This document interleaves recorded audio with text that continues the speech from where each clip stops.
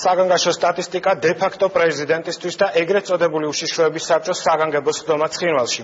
თბილისის ბრძანებით საზღვრებზე კონტროლი მკაცრდება და მიზეზად სოჭის ოლიმპიადა სახელდება. დღეს ცნობილი ხდება, რომ განსაკუთრებული შეზღუდვები იმ პაციენტებზე წესდება, რომლებიც საჭიროების შემთხვევაში ოკუპირებული რეგიონიდან საქართველოს დედაქალაქში გადმოჰყავთ. ბოლო 1 წლის განმავლობაში თბილისში სამედიცინო დახმარება აფხაზეთიდან და ცხინვალიდან ჩამოსულ 3400 ადამიანს აღმოუჩინეს. ბრძანების ტექსტი დღეს სალომე ქოქიაშვილმა წაიკითხა. აქამდე საოკუპაციო ზოლი ეზოებსა და სახნავ-სათეს მიწებს ყოფდა, დღეს უკვე ირკვევა, რომ მართულხლარდები ადამიანების ჯანმრთელობაზეც გადის.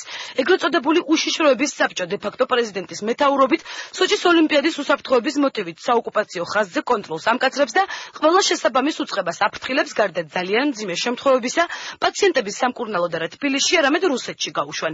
ოფიციალური თბილისი დე-ფაქტო ცხინვალის ამ გადაწყვეტილებასა და სოჭის ოლიმპიადას შორის პარალელებს ვერ ხედავს. სამაგიეროდ სეპარატისტთა შეშფოთებას მზარდი სტატისტიკით ხსნის. წლების მიხედვით დინამიკას თუ შევხედავთ, იზრდება და ძალიან სწრაფად მზარდია.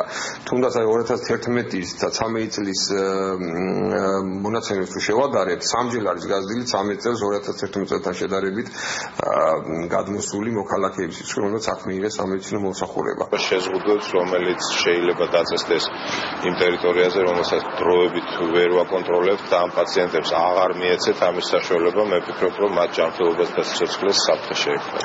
ცხინვალის რეგიონში მცხოვრები რამდენი ადამიანის სიცოცხლე შეიძლება შეექმნას, საფრთხე ამაზე გასული წლების სტატისტიკაც მეტყველებს. ოკუპირებული ტერიტორიებიდან მხოლოდ რეანიმობილებით 2011 წელს 69 პაციენტი გადმოიყვანეს, 2012-ში 86, 2013-ში კი უკვე 123.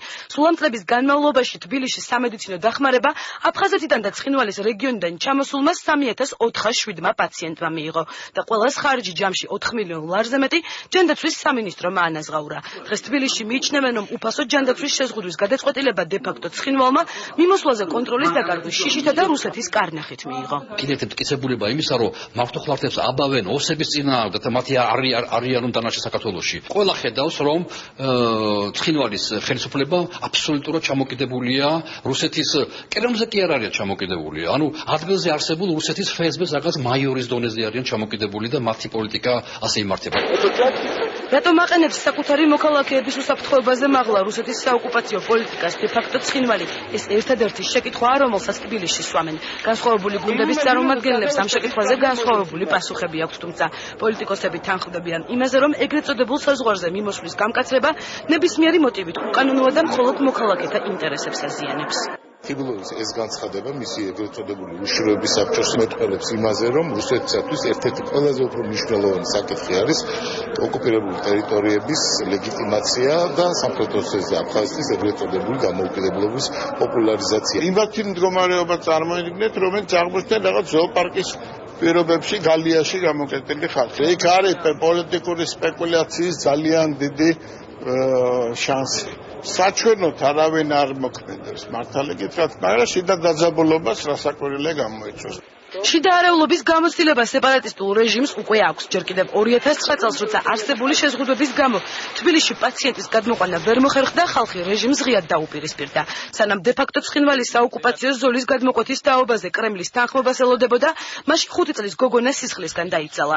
დღეს საკითხავია, რამდენად მისაღები იქნება მოსახლეობისთვის ჯანდაცვის ხელმისაწვდომობაზე უარის თქმა სოჭის ოლიმპიადის უსაფრთხოების მოტივით. მით უმეტეს მაშინ, როცა თბილისის მთავრობის ამ არგუმენტზე პასუხს პოლიტიკური რუკაც იძლევა, რომელზეც კარგად ჩანს, სად არის ცხინვალი და სად არის სოჭი.